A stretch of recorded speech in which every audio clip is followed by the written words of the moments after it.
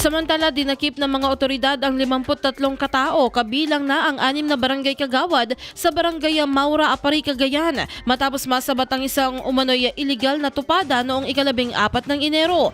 Batay sa ulat ng pulisya, kabilang sa mga nadakip ang 5 kagawad ng barangay Maura na kinilala sina alias Ray, Fel, Mon, Cecilio at Carnelio na isinasabing nagsilbing mga operator ng iligal na sabong. Kasama rin sa mga inaresto si alias Reg, isang barangay kagawad mula sa barangay San Antonio, Apari.